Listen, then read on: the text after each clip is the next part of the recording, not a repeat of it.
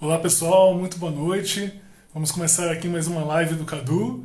Eu fiquei um tempinho sumido aí, de novembro para dezembro, mas eu estou muito satisfeito com as lives, com o público que está acompanhando aqui pra gente e queria agradecer muito. Já são 8 meses, quase 9 meses de live e, como sempre, nós vamos falar aqui sobre empreendedorismo e inovação. Para quem não me conhece, eu sou Carlos Eduardo Damian Leite, mais conhecido como Cadu Damian. E hoje nós temos aqui um convidado mais que especial para falar a respeito de empreendedorismo, inovação e também para falar um pouco sobre a atuação dele no ramo de negócio em que ele realmente domina, mentora, que é o food service. Então vamos receber aqui com muito carinho, com muita satisfação. Deu. Vamos receber com muito carinho, com muita satisfação. Momo. Olá. Ed, tudo bem? Boa Tudo noite. bom? Tudo jóia? Tudo jóia? Tá dando pra me ouvir? Não, só o seu áudio que está um pouquinho baixo. Não sei se é o meu celular aqui. Deixa eu dar uma olhada. Ah, agora Tá bom? é no meu celular. Tá bom, tá bom. Porque eu Agora tá ótimo. tô num lugar barulhento aqui. Eu procurei um lugar mais vazio aqui da pizzaria, mas as mesas estão me perseguindo, graças a Deus. Graças a Deus. E eu adoro antes de mais nada, eu adoro esse clima que a sua live sempre tem, daquela coisa do restaurante movimentado lá atrás. Sim, Então, sim, sim. esse é o charme. É vida real aqui, a gente fala, né? Com certeza, com certeza. Eric, eu gostaria muito de agradecer a sua presença, a sua disponibilidade. Nós tivemos aí. O que foi muito interessante é que eu já era um assíduo acompanhador aí da sua live, Legal. acompanhava e assistia. E aí teve um dia que eu pensei, por que não convidá-lo para participar aqui da live do Cadu, Que que bom, é uma live obrigado. voltada para empreendedorismo e inovação. Então, eu agradeço muito mesmo, viu? Maravilha. Vamos lá, vamos tentar ajudar o povo aí com essas ideias doidas que a gente tem aqui. Ah, com certeza, com certeza. Bom, eu queria, antes de mais nada, fazer uma rápida apresentação sua, né? Uhum, Claro que você vai contar um pouco da história, a sua trajetória no mercado de food service, né? uhum. Mas, acima de tudo, destacar essa experiência que você tem, que são aí 30 anos nesse ramo do food service, Sim. e eu acredito que muita coisa ajudou, né? Tanto a sua formação em marketing pela ESPM, como Uhum. também a sua vivência, porque acredito eu que a mídia 900 ela tem muito essa coisa de família, ela tem realmente essa bagagem. É um legado deixado pelos seus pais, Isso. o senhor Giovanni e a Uhum, dona Kátia, e uhum. que você está aí conduzindo também esse legado de diversas formas, dentro e fora da mídia 900. Então, eu gostaria que você contasse um pouco como foi o início da sua trajetória junto à Milha 900 e no mercado de food service também. Tá. É, quanto tempo eu tenho de live? Olha, eu tinha calculado É, cerca de 1 hora, tá mas se bom. você quiser falar mais, Não, não, fica à não. vontade. Vamos tentar manter. Não, só para eu tentar ser sucinto na medida do possível, né? E passar o máximo de informação com o tempo que a gente tem disponível, até para ficar bem dinâmico e a gente conseguir ter maior proveito. Maravilha. Mas pode ser 1 hora e 15 Tá. também, tá tudo certo. E o som tá ok? Tá legal de entender? Tá Tá ótimo. claro. Tá ótimo. É, cara, eu comecei garoto, meus pais, né, como fundadores, eu tinha 12 anos na época, ajudando meus pais, né, meio que a gente fala, né, puxado pela orelha, como era naquela época. Então, em 83, a gente não tinha muita opção, tipo, não vai ficar sozinho em casa, então você vai pra pizzaria. Né? Então, assim começou e a gente ia fazendo um pouco mais, cada vez mais alguma coisa, ajudando. E esse ambiente de trabalho, que às vezes assim, para um adolescente, né, um pré-adolescente, um adolescente depois, isso vai dando um pouco de desgaste, porque você quer sair com os amigos, vai para as festinhas, baladinha e tal, e a gente teve um pouco de dificuldade de fazer essa transição na adolescência com isso. Mas ao mesmo tempo eu tinha uma parte da 1900 que me divertia, porque eu gostava de ver as coisas acontecendo, né, fazer entrega de pizza, atender pedido, ajudar no salão, ajudar na cozinha, ajudar fazendo pizza, ajudar em tudo que era possível. E ao mesmo tempo eu via que era um negócio da família. Meus pais, eles tinham um negócio, e era pizza. E pizza é uma coisa muito divertida. É um prato muito gostoso, então é uma coisa muito legal. Todo mundo que você fala gosta de pizza, e de repente eu podia falar, né, para os meus amigos que eu falo, cara, meu pai tem uma pizzaria. Então esse foi o início, né, de tudo. E ao longo desse tempo fui, óbvio, né, fiz escola, tudo. Fui estudar marketing, foi onde eu me formei. Eu fiz comecei outras escolas, fui outros cursos e tudo mais, mas acabei me formando na ESPM mesmo em marketing. E tudo que eu aprendia na faculdade, como teoria, eu tentava transformar em prática. Mas eu via o meu pai era um cara de marketing intuitivo, fazendo muita coisa. Criando conceito, criando produto, chamando o cliente, de uma maneira não formatada. Né? Então ele tinha já um conhecimento para fazer algumas coisas, mas ao mesmo tempo não sabia dar um nome para aquilo que ele fazia. Mas ele fazia a casa encher. Né? Então eu brinco que o meu pai foi um dos maiores profissionais de marketing sem ter nenhuma formação, com quem eu aprendi a criar conceito, abrir um negócio e fazer a coisa funcionar. Então eu fui ao longo dos anos, conforme foi passando o tempo, eu fui tendo vários crachás na 1900. Eu cheguei a cuidar do RH, eu cuidei da parte de TI, ajudei na parte financeira, relatórios. Acho que a única parte que eu não mexi foi com compras, mas fui em tudo, até a parte quase final, né, desse grande tour que eu fiz entre várias funções, foi cuidar da pizza. E essa foi quando eu fiz uma grande virada aqui na 1900, que a gente mudou a nossa formulação, o processo e tudo mais, e a 1900 conseguiu ganhar até um pouco mais de relevância, né, no mercado com isso. Depois acabei assumindo aí a direção da empresa em 2011, e hoje que eu toco aqui o negócio. Então essa é mais ou menos a minha trajetória aí de 30 anos resumida em 2 minutos. Vai. Maravilha, foi um excelente pitch. E, na verdade, assim, a gente vê que com toda essa trajetória, a arte de fazer pizza realmente se tornou a sua paixão, né?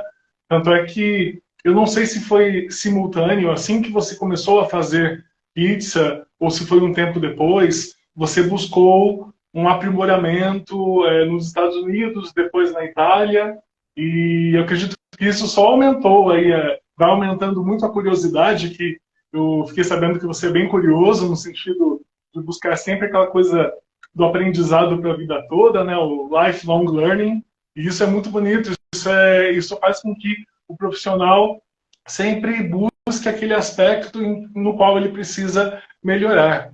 E aí queria que você contasse um pouco como foi essa busca, inclusive com essas viagens, o que você acredita que aprendeu e que trouxe para o Brasil, e o que você adaptou, o que funciona, por exemplo, na questão da pizza, né? A gente sabe que o brasileiro, muitas vezes, ele não gosta da pizza 100% trazida lá de fora. Ela tem que ter umas adaptações e tudo mais.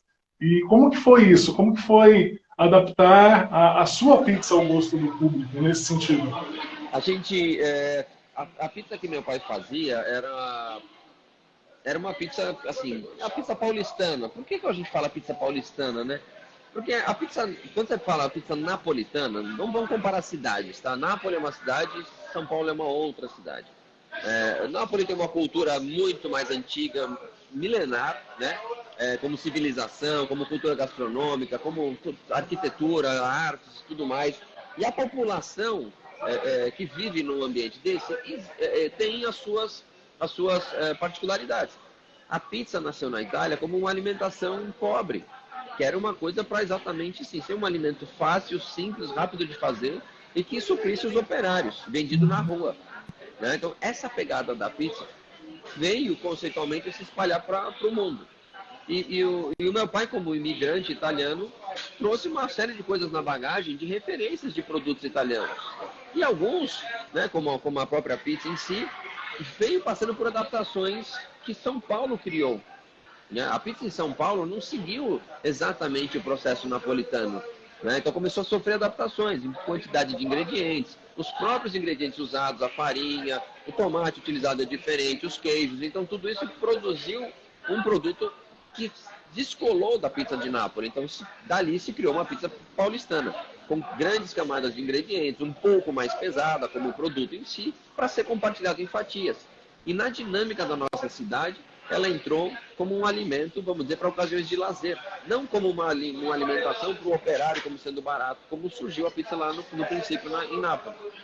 E essa pizza que meu pai aprendeu a fazer e foi desenvolvendo, foi a pizza que a gente manteve de uma maneira empírica, como quase tudo que se aprende de maneira artesanal. Você vai aprendendo com seu pai e você replica aquele processo, porque é assim que se aprendeu. Sem conhecimento científico, sem uma técnica específica, documentada, alguma coisa que justifique que aquilo está funcionando. E quando chegou em 2014, eu sabia fazer pizza, meu irmão fazia pizza, a gente tinha um conhecimento empírico, mas a gente não sabia lidar com pequenos desajustes e não entendia o porquê eles aconteciam. Esse meu lado curioso e muito questionador de tudo fez com que em 2014 eu começasse a procurar alguma forma de padronizar mais a minha pizza. E era uma época que assim, o conhecimento não estava tão disperso como está hoje. Né? Hoje eu dou aula, tenho curso de conteúdo gravado, faço mentoria, faço live, explico um monte de coisa, ajudo gente pra caramba a fazer um bom produto. Naquela época, mas nem sob tortura alguém passava alguma informação. Né? Você, para conseguir tirar alguma coisa de algum profissional, é como se você estivesse tirando dele o ganha-pão dele, você estivesse roubando ele. Então, esse conhecimento, inclusive, ele era passado de geração em geração, porque protegia aquela família de ter um sustento. Então, isso era sonegado, esse grande segredo. Né? Até existem algumas grandes empresas hoje que ainda mantêm alguns segredos, né? Industriais, alguma coisa. Mas a pizza, cara, ela é muito simples, mas ao mesmo tempo ela é desafiadora para dar resultado. Né? Ela é simples de ser feita, só 4 ingredientes, é só misturar e, teoricamente, funciona. Mas tem tantas nuances para você fazer um produto bom que é muito fácil você errar. E a gente via, lá em 2014, que pequenos desvios faziam com que a pizza da 1900 não tivesse sempre igual, não tivesse sempre padrão. E essa minha busca por padrão, porque a gente já estava com 7 operações, precisava acontecer. Então eu vesti a roupa de pizzaiolo, né? Punha a roupa de CEO, punha a roupa de pizzaiolo, né? E fui começar a pesquisar, pus a roupa de aluno, fui aprender, fui para os Estados Unidos, fui para a Itália, li uma porrada de livro, fiz curso na Unicamp, visitei moinho, fui pegando tudo que eu podia de informação para entender tudo que acontece com uma pizza. E quando eu entendi vários dos processos, eu falei assim, eu já sei como é que funciona o negócio e vou mudar tudo. Meu pai quase me mata quando eu falei isso. A sorte que eu falei isso lá da Itália, numa ligação, 10 mil quilômetros de distância, eu estava meio protegido pela distância. Né? Mas falei, pai, eu vou voltar para o Brasil e vou mudar tudo. Mas fica tranquilo. Eu levei 3 meses, mais ou menos, 3 a 4 meses, formulando receitas que meu pai aceitasse para a nova pizza da 1900. Porque eu tinha que mudar o processo e fazer ele de uma maneira controlada, que eu conseguisse prever o resultado final. E não dependesse de nada, a não ser de mim. Eu sei como é a farinha, eu sei como é o forno, eu sei como é que é a água, eu sei cada pedaço como é que está. Eu tenho domínio e conhecimento completo, não vai dar nada diferente do que eu estou pensando. Então, com esse conhecimento, eu chego onde eu quero. E é isso que eu conquistei. Então, com isso, eu consegui entregar a pizza que eu queria. Fiz os ajustes para não descolar tanto do produto que a gente tinha naquela época e entreguei para o meu pai uma pizza da 1900 numa versão melhorada, vamos dizer assim, e que visava padrão. E isso foi uma mudança que deu muito resultado positivo, porque os clientes gostaram, o produto acabou se tornando mais rentável, se tornou mais eficiente, a gente ganhou mais produtividade e deu isso, eventualmente até possibilitou o nosso negócio ter mais escala. A gente não cresceu tão fácil naquele momento, porque pegamos 2015 e 2016 foram anos de crise ferradas no Brasil, né? E se manter no mercado já foi uma grande vitória, né? Tanto que a gente fala o crescimento econômico em 2016 foi similar ao de 2020 com a pandemia. O Brasil estava difícil, né? Então a gente ficou relativamente estagnado nesse sentido, mas melhorou muito, né? Melhorou muito o nosso produto, melhorou as nossas entregas, vamos pensar assim, para o cliente. Isso aconteceu em 2016.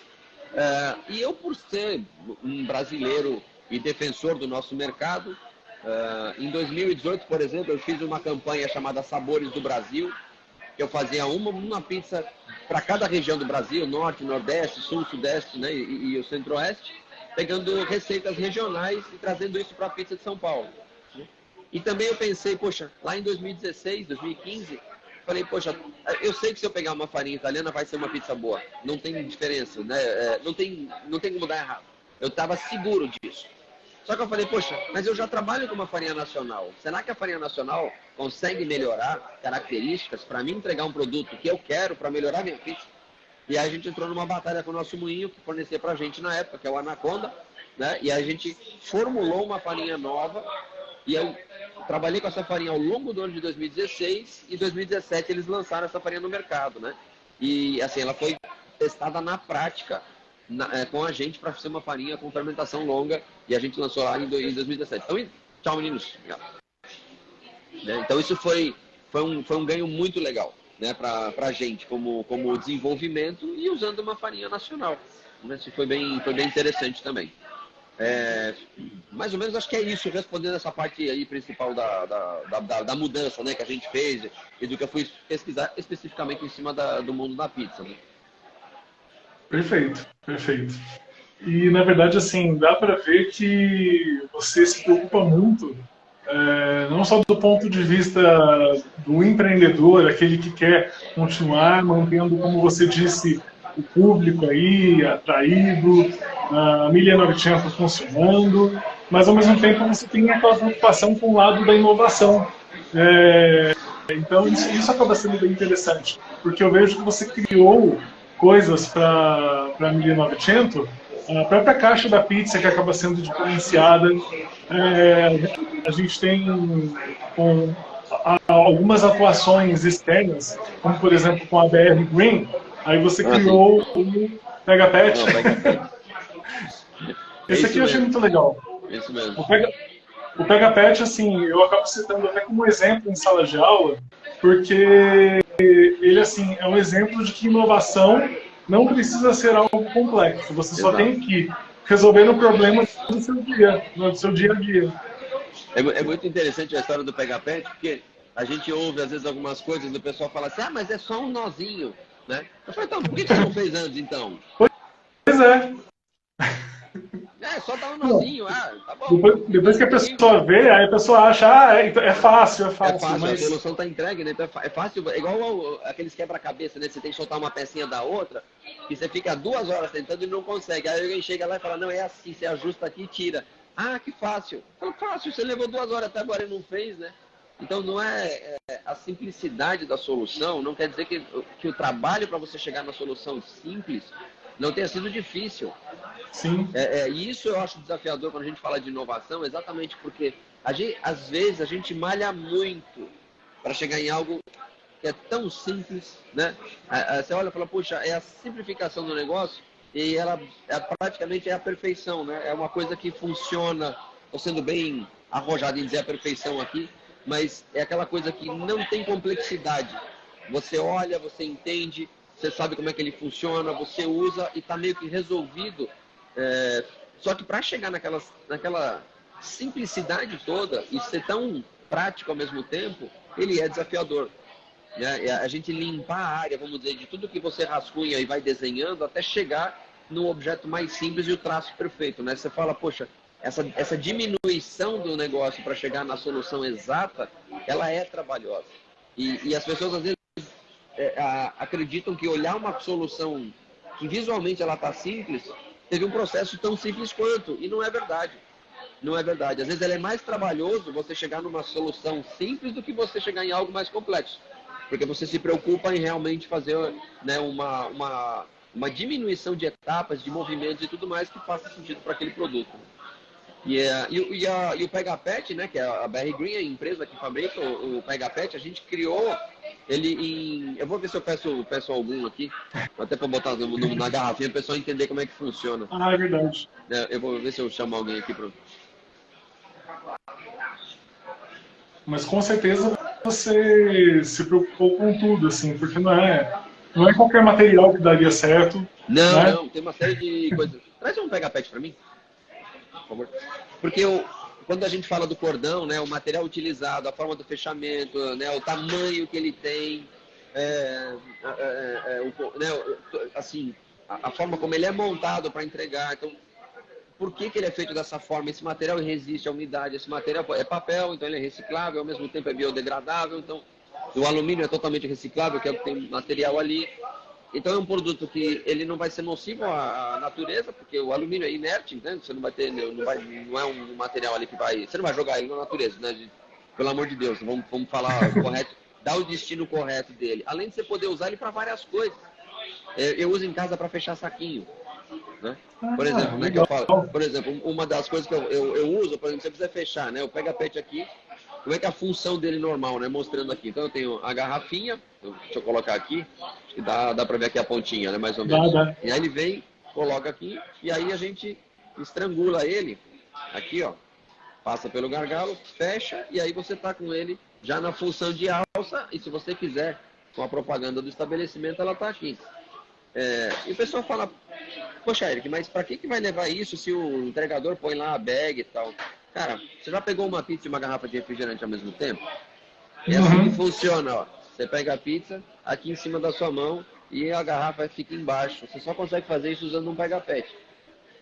Se você tentar pegar a garrafa de refrigerante com a sua mão, você vai ter que botar com a pizza na outra. Aí você não abre a porta, que eu tô vendo, aí você pede para alguém abrir, não vai. Então, a mão aqui no pega-pet. Então, mesmo para só subir no apartamento ou entrar dentro de casa, o pega-pet ajuda bastante, né? E para a operação, qual a vantagem que ele tem? Na operação, você pode colocar as suas garrafas na geladeira já com ele colocado. Então, quando o seu entregador vai sair, ele já pega pela alça a bebida que você quer e já leva embora. Não tem problema nenhum de você deixar ele ali. Outra vantagem do material escolhido, ele não vai soltar, né? Se você prende aqui adequadamente, ele não escapa. A forma de enlace dele, nem se eu puxar de um lado ou puxar de outro, ele escapa. Para soltar, a gente tem que fazer, né, o movimento aqui, ó, apertar dos dois lados, empurrar para dentro aqui para ele soltar, ó. E aí eu posso tirar e reutilizar o pega-pet. E como é que eu posso reutilizar? Como eu falei, para saquinho. Se eu quiser fechar um saquinho, sei lá, um saco de arroz, qualquer saco que você tiver, um saco de lixo. Quer levar o saco de lixo para fora na sua casa, mas você não quer dar nó, você faz aquela torcida na boca do saco, passa aqui por dentro, e aí você estrangula até onde você quiser, porque você vai fechar o saco. E aí, se você quiser abrir para colocar alguma coisa de novo, você puxa ele de volta, abre o saco e coloca a coisa dentro de novo. Então, ele trava muito bem, é extremamente resistente, resiste à umidade e ainda além de ser reutilizável, ele pode ser descartado no lixo reciclável se quiser. É um produto que hoje, se não me engano, até pelo que a gente está vendo, a gente está com umas 200 a 250 marcas que já utilizam o pega-pet no Brasil. Foi um produto criado em 2008, na 1900, vem aquela questão da inovação, né? A gente, naquela questão de tirar a sacolinha plástica, né? Eu estou falando de 2008, então 14 anos atrás a gente já tinha tirado sacola plástica. Tudo eu poderia colocar numa sacolinha de papel. Uma garrafa de refrigerante 2 litros, ela, com a umidade e a condensação que fica fora, o que acontece? Ela acaba rasgando o saco de papel, fura lá embaixo, então corria o risco de cair. Não é prático carregar, sacola de papel é mais caro, né? E eu não faria sentido eu entregar tudo feito em sacolas de papel e entregar o refrigerante numa sacolinha plástica. Eu falei, eu não vou ser hipócrita. Então tudo que a gente faz aqui tem que ter um propósito e fazer sentido para o negócio, né? Então a gente acabou colocando, né?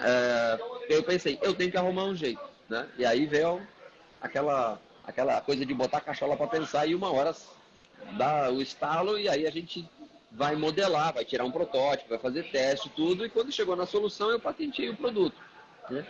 Licenciei uma empresa para fazer, não funcionou como eu estava querendo tudo, e depois com o tempo eu acabamos montando uma indústria pequenininha, mas de fato está como indústria pelo nome, mas eu digo, é uma operação artesanal, né? A montagem dele é muito simples, e aí eu acabei comprando essa empresa, né, no ano passado.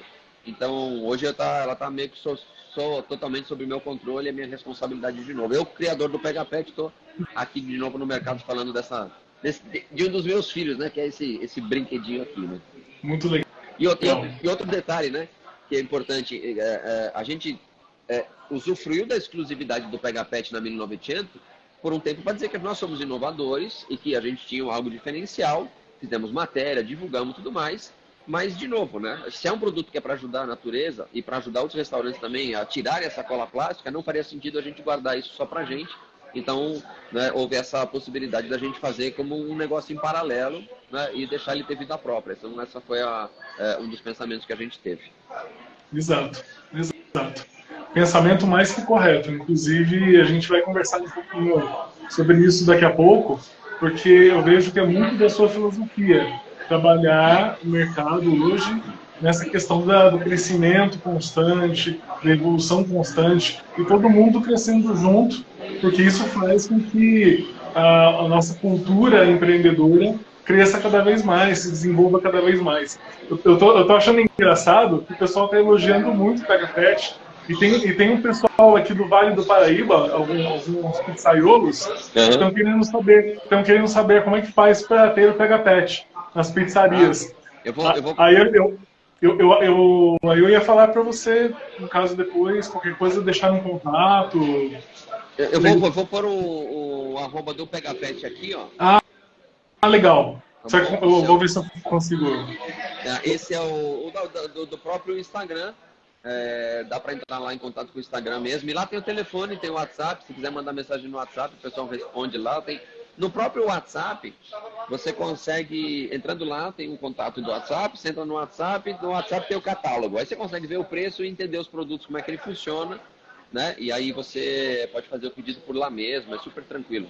Maravilha. Eu deixei o seu comentário fixado, mas a Mariângela colocou aqui também.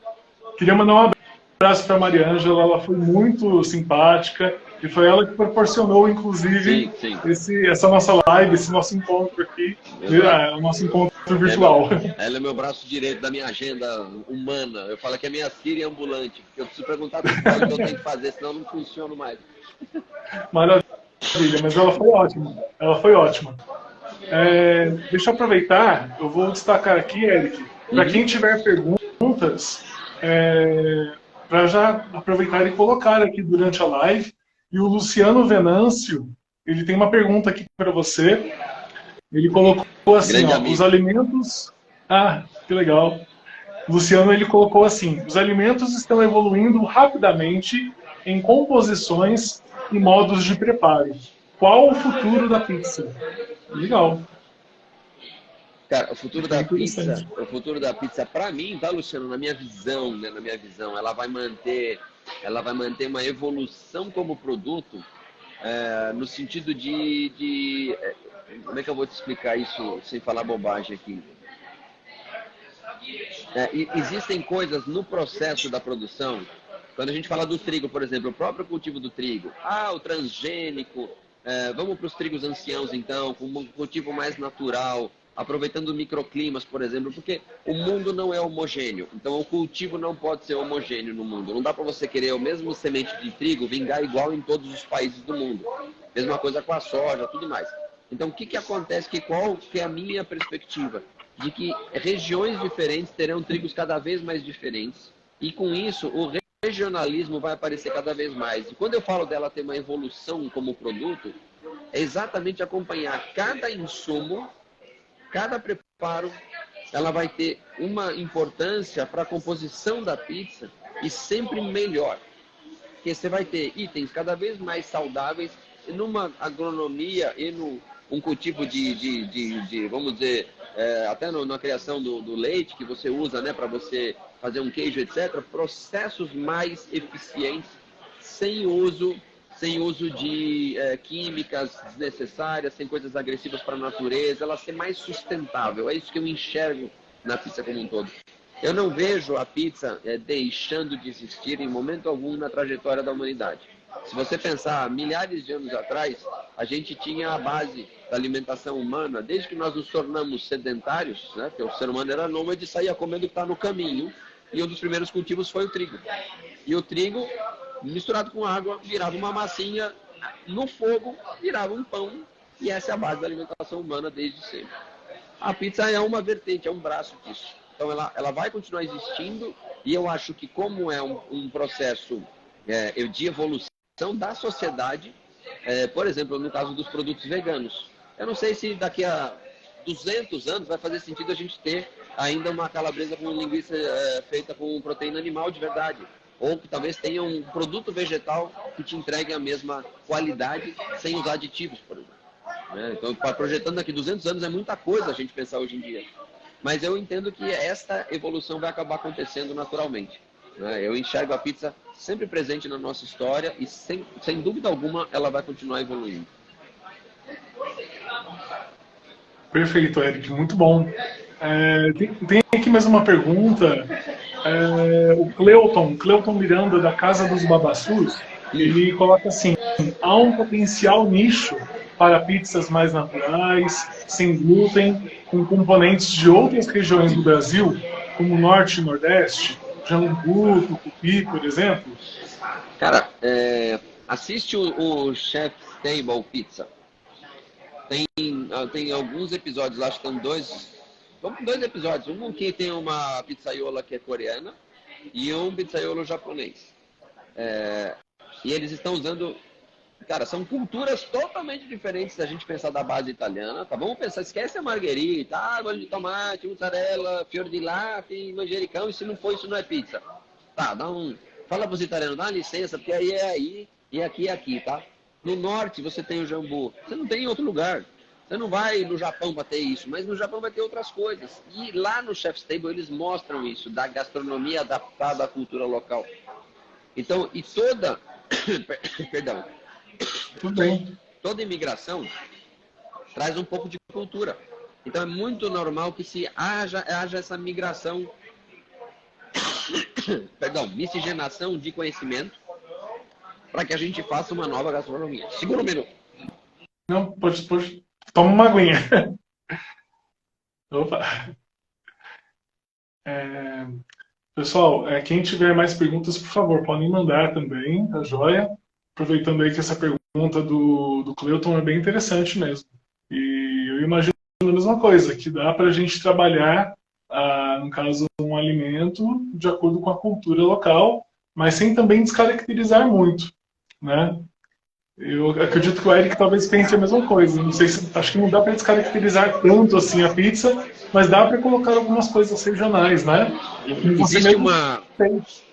Existe uma... aquele que eu falei, Sabores do Brasil, que a gente fez, a nossa pizza tinha geleia de cupuaçu, a pizza do norte. Tinha geleia de cupuaçu, jambu, crisp de jambu. Delícia. E pirarucu defumado do Tapajós. Caramba, gente. Que diferente. Uma combinação É uma receita do Saulo Gênesis. O Saulo Gênesis tem a Casa do Saulo, que é um restaurante super conhecido lá na beirada do Tapajós. Eu agora não lembro onde é que é a cidade certinha. É perto de Belém, é lá mais pra cima, né? Mas você pensa assim, tipo, fizemos uma pizza pensando nesses ingredientes e são regionais. Então é possível você fazer isso, porque pizza, pra mim, a pizza ela tem como base uma massa que pode ser redonda, pode ser quadrada, formato mais ou menos, mas ela tem uma composição que vem de baixo para cima. É uma massa assada eventualmente direto no laço, com um calor intenso, que pode ser muito bem fermentado ou não. Não vamos entrar em muito detalhe, mas só para entender da minha concepção, e que ela tem ingredientes sobre essa massa. E é assado tudo junto, eventualmente alguma coisa em finalização, né? O pão é a massa sem nada ou com alguma coisa misturada na própria massa e depois você corta e põe alguma coisa dentro. E aí a gente vai nas inúmeras controvérsias do que pode ser pão, o que pode ser pizza, o que é uma focaccia, o que é uma pizza impala. Acaba sendo divertido entrar nessas nuances porque fica confuso, né? Existe um programa americano que eu acho que a gente aqui não tem acesso, mas quem faz ele é o Scott Wiener. Scott Wiener é um amigo lá que em Nova York, ele tem um tour que chama Scott Pizza Tour, que ele dá um tour lá em Nova York, mostrando várias pizzarias e num ônibus de escola, e ele leva as pessoas para degustarem uma ou outra pizza de cada lugar, ele conta a história. É um pesquisador, historiador, o cara é foda, né? E faz pizza também. E aí, o que ele faz? Ele pesquisa pizzas que são estranhas e trazem para um cara muito tradicional, e aí eles debatem sobre isso. Aquilo é pizza ou não é pizza? Né? Em que ponto isso pode ser ou não pode ser considerado pizza, né? Então entra dentro desse debate aí bem divertido, né? E eu acho que essa é a questão. Então, só para fechar essa questão dos ingredientes, a pizza portuguesa não existe na Itália, bicho. Catupiry tem aqui no Brasil, é um produto que se exporta. Então, Uma pizza de frango com catupiry, o cara na Itália não entende. Mas você vai lá na Itália, eles têm pizza de salsicha, acredite, com batata frita. Aqui no sul, no Rio Grande do Sul, a gente tem pizza de coraçãozinho de galinha. Aham.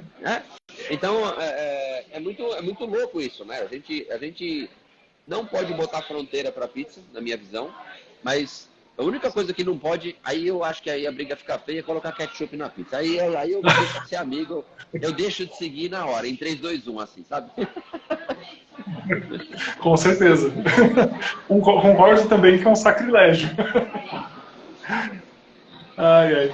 Mas muito bom. É muito bom saber que dá para fazer essas combinações, até porque a gente quebra aquela ideia realmente do que só o tradicional é válido.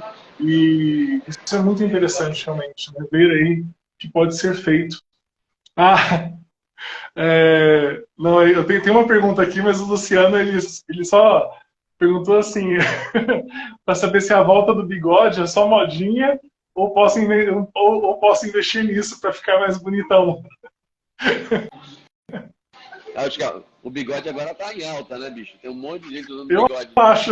Cara, meu pai usou bigode, puta, pelo menos acho que uns 30 anos no mínimo. Uns 30, 40 anos que eu me lembro do meu pai com bigode, bicho. Não, acho que quase uns 50 anos, uns 45 anos meu pai usou bigode, cara. Eu não consigo imaginar meu pai acho que ele pode investir. Pode. Tá sempre em alta. É muito bom.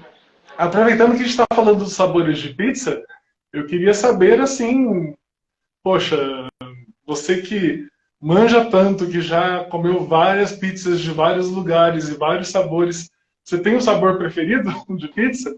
Não? Não. Essa é uma pergunta, igual eu falo, você tem filho preferido? Ah. Entendeu? Por quê? Eu falo sério, o pessoal fala, não é possível. Cara, eu repito alguns sabores mais vezes. Tem pizzas que eu gosto mais, tem pizzas que eu gosto menos. Né? Se a gente fosse fazer uma escala e pegar, eu te falo 10 pizzas que eu gosto mais de comer e 10 que eu gosto menos. Né? Mas às vezes, mesmo essas que eu gosto menos, eu falo, pô, tô com vontade de comer aquela pizza. Então, eu preferi aquela pizza naquele momento, então ela foi preferida por mim naquele momento. Então eu falo que a pizza, para mim, preferida é aquela que eu estou comendo naquela hora. Porque eu tenho total liberdade de escolher o sabor e estilo de pizza que eu vou querer comer. Né? Eu gosto de pizza estilo napolitano, eu gosto da romana, a gente faz uma romana, que é a pizza impala.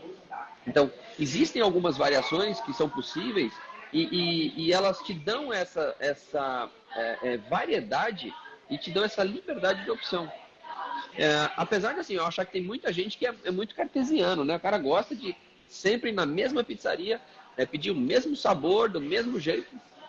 Tudo bem, sendo na 1900 tá tudo bem. Mas eu acho que vale, né? Vale rodar, conhecer outros lugares, vai em outras pizzarias, cara, vai comer coisas diferentes, viaja, experimenta coisas novas, cria uma biblioteca sensorial legal, né?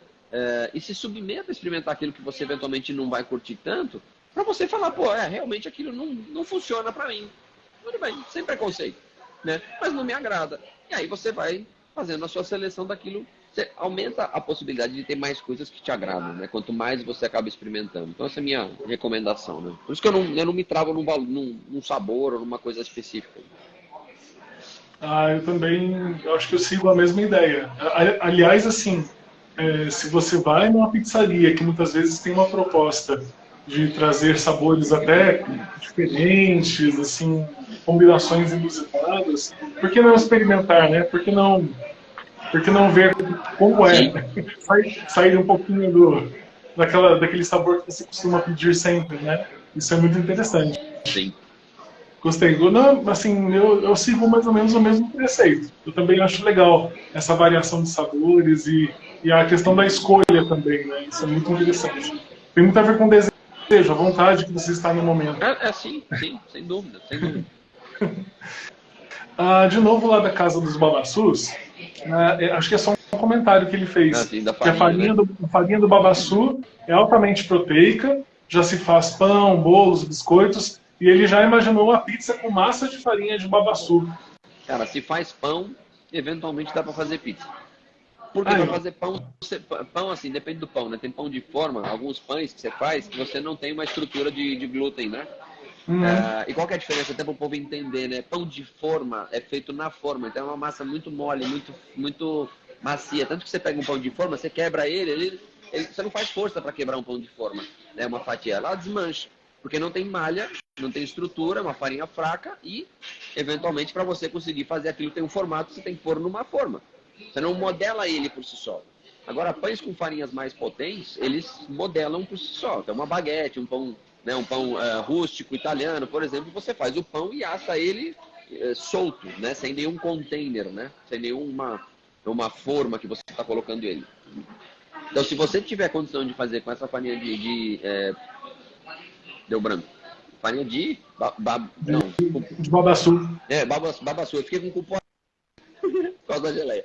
A farinha de babaçu, se ela funcionar para dar uma estrutura, uma liga, você consegue fazer a pizza. Aí é questão de ajustar, né? Por quê? Porque é questão de potência da farinha, de sensibilidade, tem uma série de características importantes para a pizza, né? Por quê? Porque ela é um produto horizontal, extensível, mas não tanto, ela não desmancha, mas também tem que ser elástica o suficiente para você poder abrir. Então, tem características específicas para uma farinha de pizza, que se essa farinha de Caciba, não. Babaçu. Babaçu, Cacilda. Isso. Eu vou falar bar e fico com bapuaçu na cabeça, entendeu? Babaçu, se ela tiver essas características, arrisca fazer, né? Ou, na pior das hipóteses, né? Se você achar que está faltando um pouco, mistura com farinha de trigo e usa ela para dar sabor ou característica do produto que você quer inserir aí, né? Ao mesmo tempo, eu estava aqui pensando que essa geleia de cupuaçu deve ficar muito boa. A pizza com a geleia de cupuaçu. Cupuaçu. Ficou boa. Foi muito boa. Tem aqui um comentário do Jaber Sérgio. Ele está falando que a 1900 hoje é uma das melhores pizzarias da cidade. Uma das melhores pizzas da cidade. A gente inclusive, ficou entre as 50 do mundo, né? Isso. A gente ficou entre Vocês ficaram em 28º lugar. Exato. Parabéns. Exato. Foi muito bom. Obrigado. Muito bom.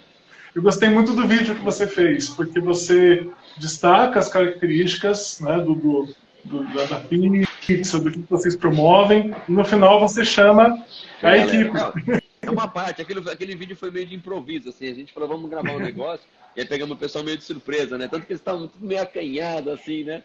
Então não foi uma coisa ensaiada. Até eu falei, pô, põe ou não põe esse trecho? Porque ali é um pedaço, a gente gravou numa segunda-feira, então ali não é nem metade da minha equipe da loja da Vila Mariana. Eu tenho hoje 270 funcionários. E a gente até queria colocar todo mundo, mas, pô, a dinâmica disso é quase impossível, né? A gente tem que marcar um dia para trazer a galera toda, filmar com todo mundo. Então, a gente ali entendeu que eles estão representando uma parte né, da nossa equipe. Eu acho que esse é o intuito, né? Se o pessoal ainda não viu esse vídeo, vai lá no meu feed, lá procura, que eu acho que deve estar lá nos meus Reels, tem um videozinho lá. Depois eu vou ver se eu compartilho também nos stories. Legal. Acho que eu compartilhei, mas eu compartilho de novo. E deixa eu aproveitar, só para atualizar o pessoal, quais são as unidades que hoje a 1900 tem? A gente tem 10 operações, né? Uhum. A gente tem a matriz, que é a Vila Mariana, aí a nossa segunda unidade fica em Moema. Para quem não é de São Paulo, né? É tudo bairros aqui de São Paulo que eu vou falar, tá bom, pessoal? Então é Vila Mariana, Moema, aí a gente abriu no Jardins a terceira operação, lá perto de Santo Amaro abrimos a quarta operação, depois Pompeia, seria a quinta, Morumbi, depois Tatuapé. Aí em 2020 a gente abriu 3 operações, isso foi até 2014, né? Em 21, não 2020. 2020 a gente não abriu nada. 2021 a gente abriu uma unidade de delivery no Brooklyn, uma unidade de delivery na Vila Leopoldina e mais uma operação que trabalha almoço no Itaim. Essa foi a nossa última operação. Então ela trabalha tanto jantar quanto almoço, sempre vendendo pizza, né? E alguns produtos com base na pizza. Tipo a massa recheada, né? Que a gente faz, que chama a pizza Impala, que é a pizza romana, e tem a versão recheada dela, que é cortada como se fosse um panino. Então é uma alternativa de lanche que é super, super, super... Cara, eu sou apaixonado por aquilo. Ainda vende pouco porque as pessoas não conhecem. Então, cara, se conhecer aquilo lá é apaixonante. Sempre pedir, porque como uma solução de sanduíche, a massa é extremamente leve, essa massa da pizza Impala. E os recheios podem ser de mortadela, que é um que a gente tem, mortadela, pastrame ou uma berinjela, por exemplo. São falando 3 opções aqui mesmo. É uma delícia mesmo. Você provou? Não, com certeza. Já experimentei. Legal, legal. É, da 1900, infelizmente, eu só conheço a do Morumbi, mas eu prometo que eu Ah, não, não. vou visitar as outras unidades, pode Joia, deixar. joia. Maravilha. Agora, falando um pouquinho, a gente já falou tanto sobre a 1900, eu queria falar um pouquinho sobre a sua atuação fora da 1900, mas é claro que não foge do ramo de food service, não foge do ramo das pizzas, né? E que é a questão de você atuar. Ah, eu descobri uma coisa, olha só, você atua como professor. Aí eu queria saber se você atua como professor em escolas de gastronomia ou também já deu aula em alguma faculdade também. Você atua como mentor de negócios, né? Mentor de muita gente boa. E além disso, você também é palestrante e também é piloto privado. Isso. Que legal. Essa parte do voo eu achei bem interessante. É. Por isso que quando eu perguntei do tempo lá, eu cortei um pouco a minha formação exatamente por causa disso, porque falando da última coisa, né? Eu queria ser piloto da Força Aérea, então eu estudei para entrar na Que Força Aérea, legal. para entrar na academia, tudo. E só que, cara, minha visão é, eu tenho meio grau de astigmatismo e isso é eliminatório, né? Então, nos exames médicos, né? Eu passei na prova, tal, não sei o quê, mas o exame médico fui botado para fora lá e, cara, não tem como entrar se tiver algum desvio, né, de dioptrias negativas, que é o que chama, né? Se eu fosse míope até poderia, mas hipermétrope poderia, míope não poderia, uma coisa assim, né? É, E aí, o astigmatismo também, ele entra dentro de uma categoria que era eliminatório e eu não fui. não, E aí, muito tempo o meu depois, pai. Não, você ia comentar que o meu pai ele é da Força Aérea e eu ah, passei que pela legal. mesma coisa. Poxa, é um inferno, né? A gente... Mas você tentou entrar na academia também, não? Não, depois, quando eu descobri que tinha essa questão da miopia, eu Ah, acabei deixando pra lá. Aí eu entendi, fui desenvolvendo a carreira de civil. entendi. Apesar que, assim, tem uma questão muito engraçada que quando eu fui para aquela fase lá de alistamento, o pessoal queria muito que eu ficasse. Porque eu tenho 2,3 metros de altura. Então o povo Tempo a olhou e falou, polícia. é, o povo olhou e falou assim, esse daí vai ter que ficar.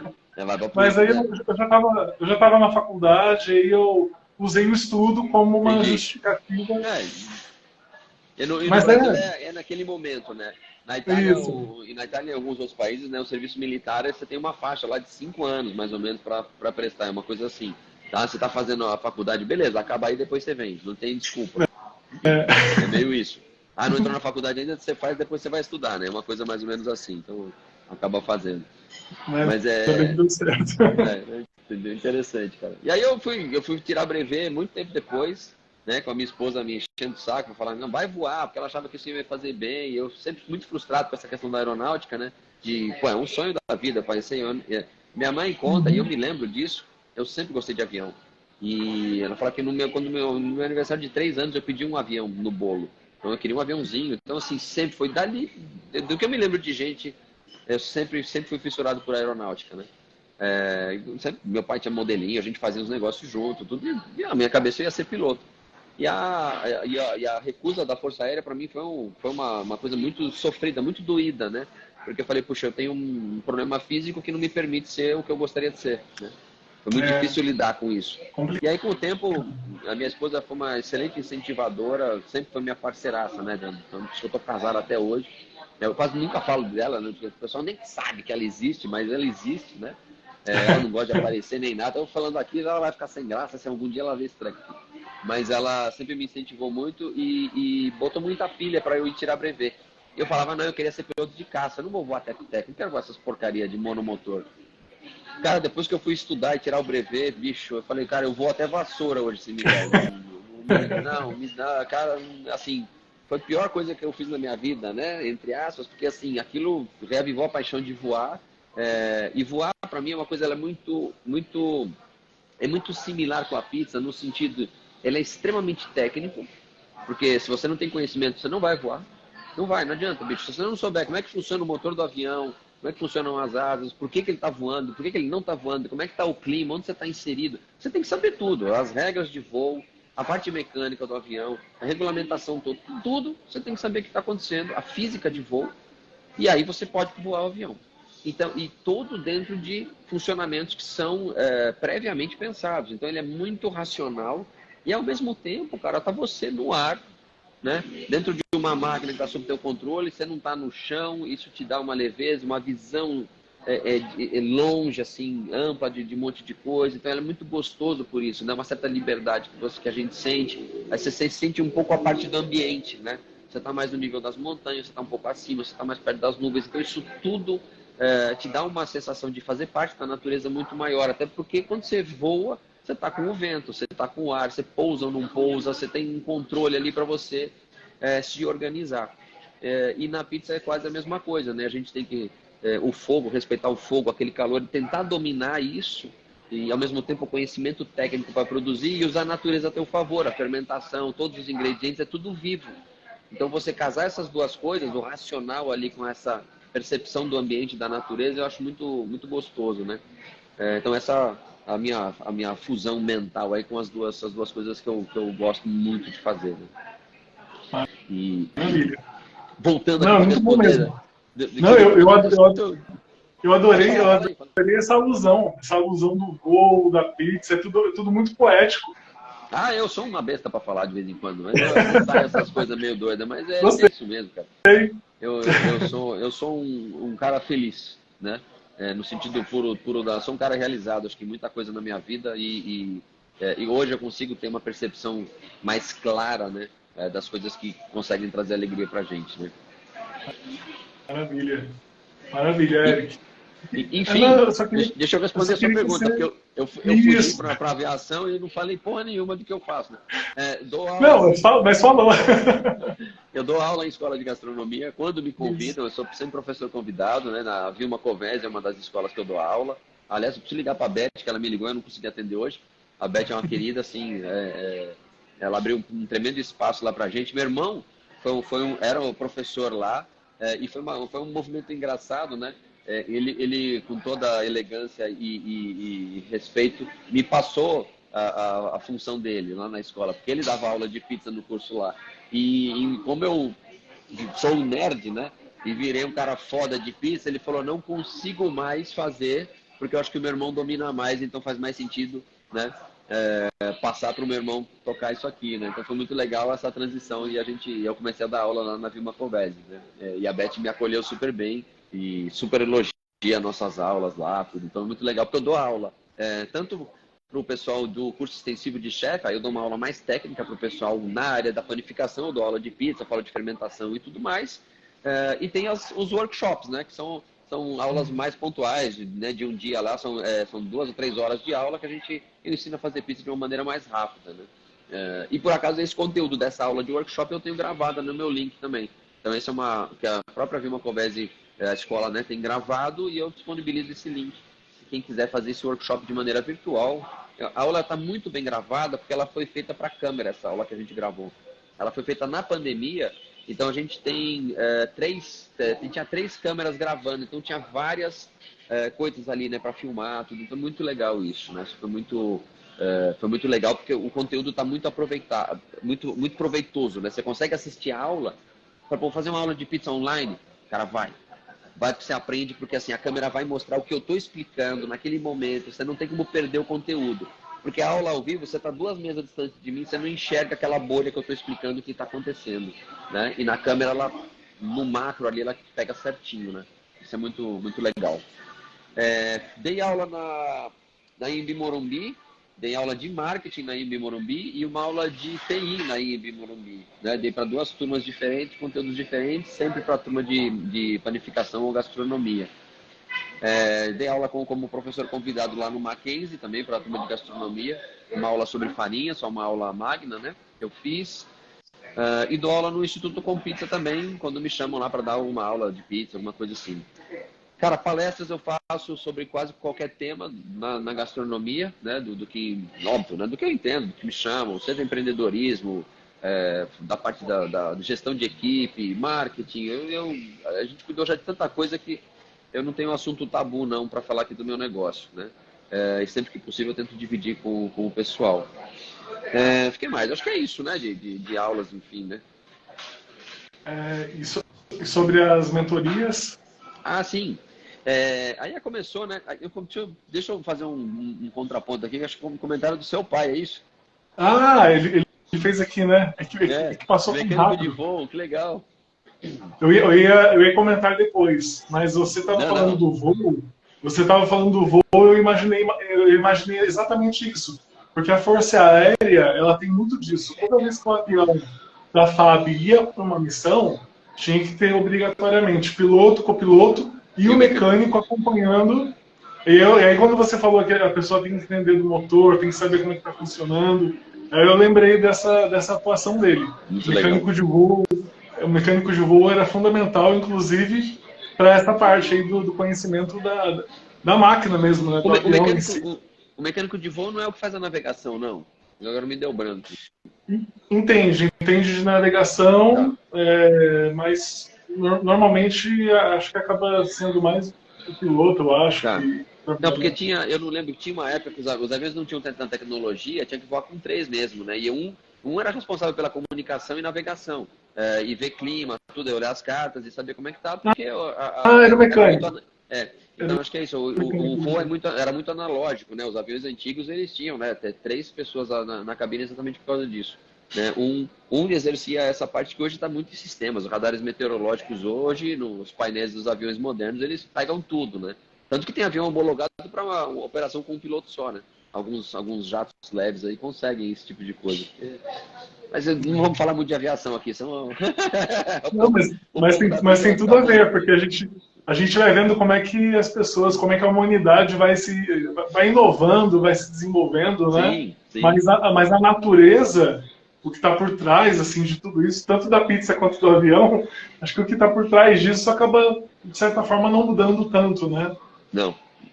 E o mundo lá fora continua igual, né? Os caras voavam antigamente Verdade. com biplano e hoje estão voando com um drone praticamente. Voa sozinho, programado, né? Você pega um Airbus, ele voa praticamente sozinho cara, o ambiente em si, na verdade, muda um pouco. Mas é inóspito da mesma forma, né? Você pegar a variação climática, a temperatura e tudo mais, a chuva de hoje e a chuva de antes continua sendo chuva, né? O avião é que vai evoluindo e a navegação também, né? Aí vai se tornando a aviação cada vez mais segura. Isso é muito Com bom, né? certeza. Com certeza. Mas, então, só para a gente finalizar, eu queria que você contasse mais assim, como funciona aquela pessoa que de repente quer fazer aí com você uma mentoria ou participar da sua Uhum. imersão. Se você tem datas específicas ou se você Não, realiza 2 imersões por mês ou algo assim. sim. Como funciona? É, eu hoje eu tenho alguns cursos que estão gravados, então assim, é o acesso mais simples para falar comigo, vamos dizer, via meus cursos. Então, comprando meu curso, você vira meu aluno, cara, você mandar mensagem para mim eu respondo sempre com muito carinho todo mundo, o pessoal que me segue há bastante tempo já sabe disso. Quem já sabe disso, já dá uns coraçãozinhos para essa live aí, para me ajudar, para saber que está dentro do sentido aqui. Assim, e é legal porque assim, o pessoal que me segue e acompanha, manda mensagem, eu consigo atender, tirar dúvida e tudo mais. Quando o cara vira meu aluno, eu tenho a obrigação de ajudar. Então já muda um pouco essa relação, porque a dúvida que ele tem de um conteúdo que eu vendi para ele, do que ele aprendeu, eu tenho que ajudar ele a colocar aquilo em prática. Então é uma forma de eu dar mais atenção ainda para as pessoas que me seguem. Quando ele fala, poxa, comprou teu curso lá, beleza, me manda mensagem, tira a dúvida comigo direto, não desiste não, né? Porque tem muita gente que compra o curso, assiste, não entendeu, e não me manda mensagem, não fala nada. Aí é ruim, né? Pô, eu tô aqui tão disponível, se você comprou meu curso, por que você não manda mensagem, né? Esse é um ponto. E o nível de acesso mais íntimo que eu falo, que a pessoa tem, eu tenho um grupo de WhatsApp com essas pessoas, é o meu grupo de mentoria, que são os donos de pizzaria, os empresários da gastronomia que querem de fato dar certo, independentemente da situação que eles estão vivendo. Por que eu falo independentemente da situação que eles estão vivendo? Porque, cara, a gente tem o cenário, ele é móvel. Você assistir um conteúdo gravado é para você botar em prática aquilo naquele momento. Mas a dinâmica do nosso negócio varia de acordo com o que está acontecendo no mundo. Então, assim, tipo, a gente quando deflagrou-se a guerra da Ucrânia, e houve uma alteração no preço do trigo, no mercado todo, a gente já estava com uma alta do leite aqui absurdo. Então, assim, isso foi impactando o custo para o nosso negócio, que se você não sabe o que está acontecendo, você não vai saber reagir. E se você não sabe reagir, você vai demorar. Sabe, efeito retardado, não adianta você brecar o carro depois que bateu. Ah, mas eu apertei muito o pé no freio. Tá, mas já tinha batido, meu filho. Então não adiantou porra nenhuma seu pé no freio. Tem hora certa para agir. E as pessoas erram muito. Então, assim, eu te ajudo a olhar a hora que você, ó, eu te ajudo a olhar lá na frente e falar, cara, é agora que você tem que pisar no freio, não, é agora que tem que virar o volante, agora você pisa no acelerador. Eu te ajudo sendo um copiloto chato, vamos pensar assim, como mentor, porque eu tenho mais experiência e é como se o meu mentorado tivesse meio que aprendendo a dirigir. Ou ele está habilitado, ele já sabe dirigir, mas ele não tem tanta experiência assim para lidar com os cenários mais incertos. Né? Então é essa forma que eu acabo lidando com as pessoas. Né? Então eles entram no grupo e lá no grupo mesmo no WhatsApp a gente troca informação tal, e cara, vai surgindo dúvida, fica conforme o grupo está interagindo. E o próprio grupo colabora, né? Porque um teve uma experiência um pouco diferente, então essa troca de informações já ajuda a ter uma nuance legal. E aí eu falo, cara, ou vocês estão todo mundo fazendo merda, vamos lá com o Eric loucão, né? Dá os 5 minutos e falo, não, pode parar com essa zona. Nunca aconteceu, mas vamos imaginar, né? Se tá todo mundo indo pro caminho errado, eu falo, cara, vamos botar ordem nessa bagunça. Eu tenho a obrigação de entregar isso pro grupo, né? Mas normalmente são pequenos ajustes, né? Mas é aquele ajuste tipo, cara, é botar o fio no buraco da agulha, sabe? Se você não tá enxergando, cara, você vai ficar meia hora com o fio e você não vai conseguir costurar nada e aquela merda não entra. Então, se você sabe fazer, ou se você tá enxergando melhor, você sabe como é que coloca e fizer o negócio direitinho, você vai produzir mais rápido. Você vai costurar algo mais rápido do que alguém que fica tentando. Então, ajustar o tamanho da agulha com o tamanho da linha para o tipo de costura que você vai fazer, é praticamente isso que eu faço na mentoria. Eu gosto de falar muito por metáfora, se você já percebeu. Né? Não dá para o cara andar sozinho hoje com tudo de conhecimento que tem disponível no mercado. Eu não ando sozinho.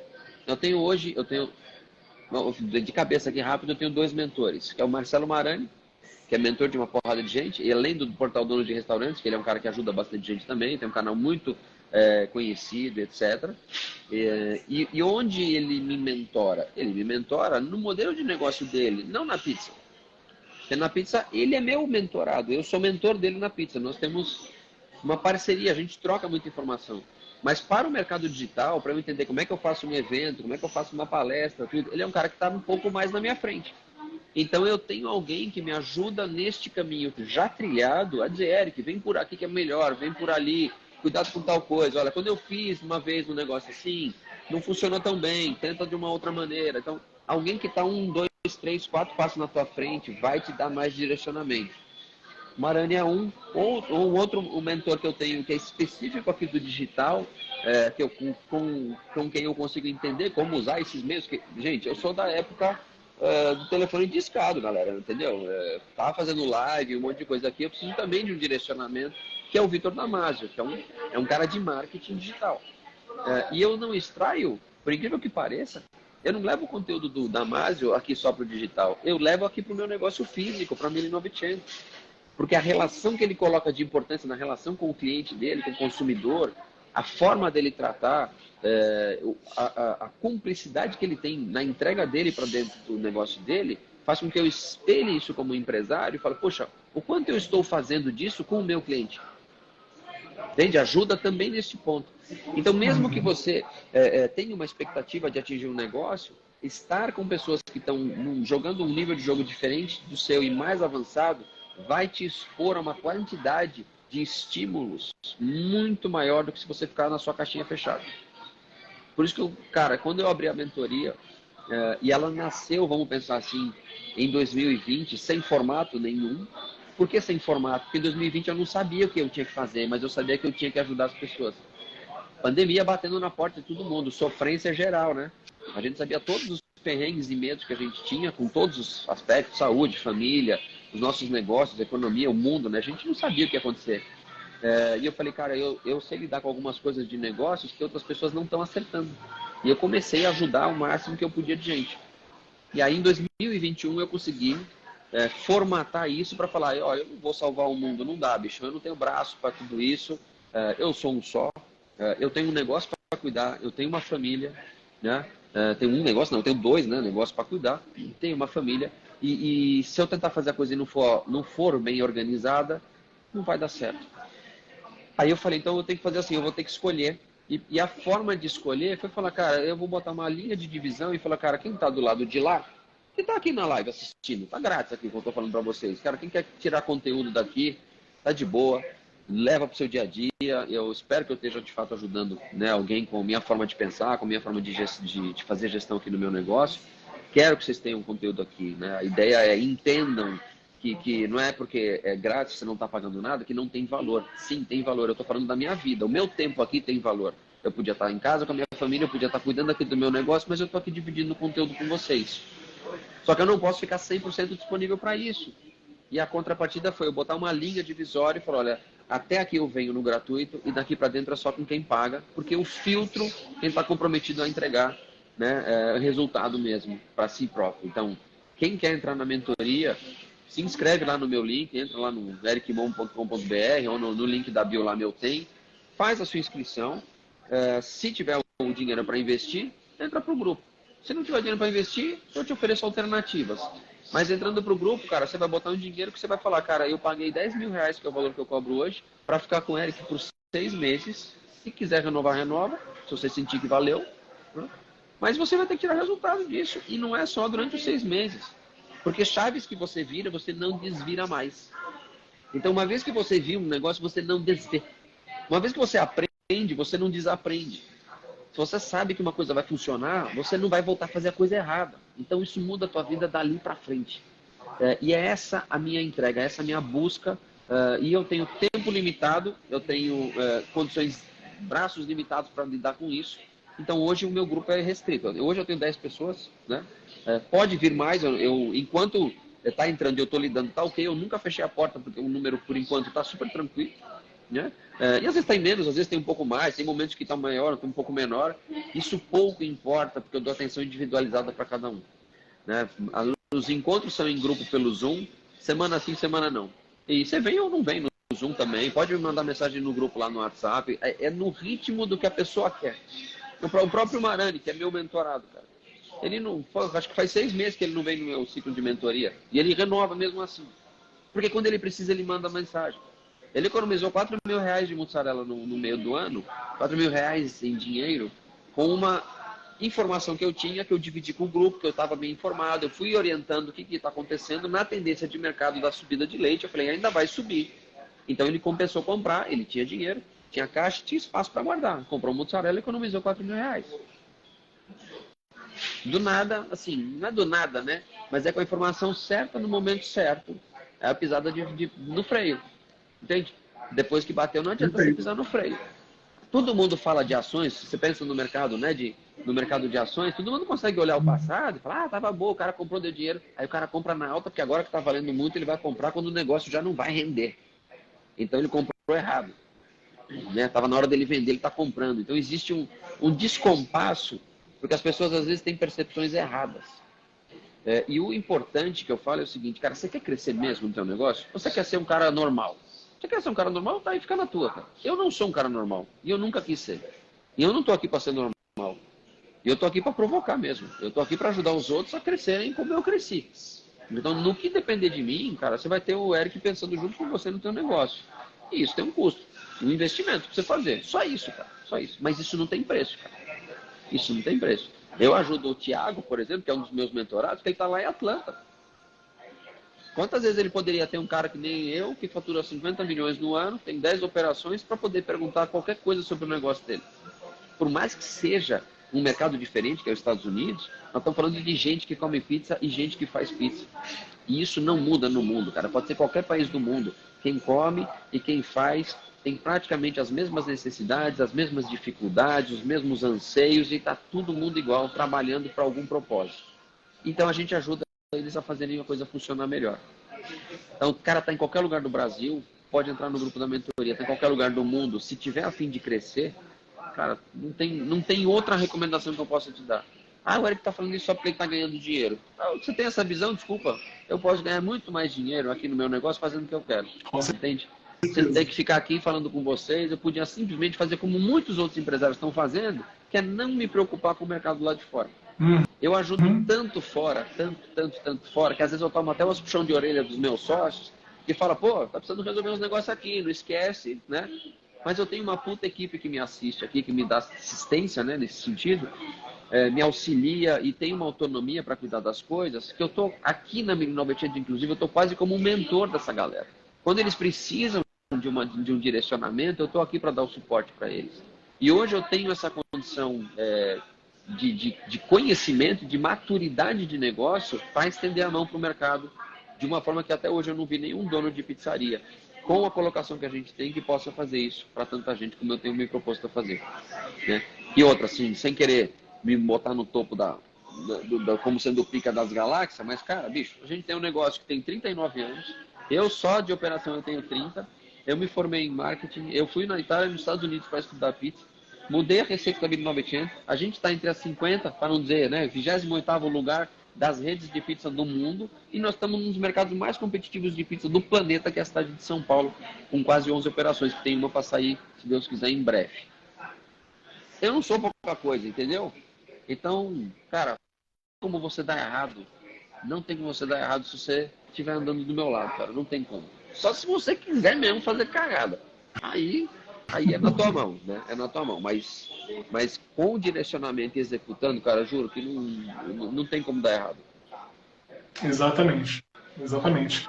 E na verdade, Eric, eu só queria reforçar essa questão da mentoria, porque hoje, inclusive, a gente tem essa abertura dentro da nossa cultura empreendedora atual, a gente tem essa abertura de trocar ideias, de aprender com quem tem mais experiência, de aprender, inclusive, com os erros, né? Porque se hoje você está aí com um baita sucesso, com certeza os erros foram também fundamentais para você chegar onde chegou.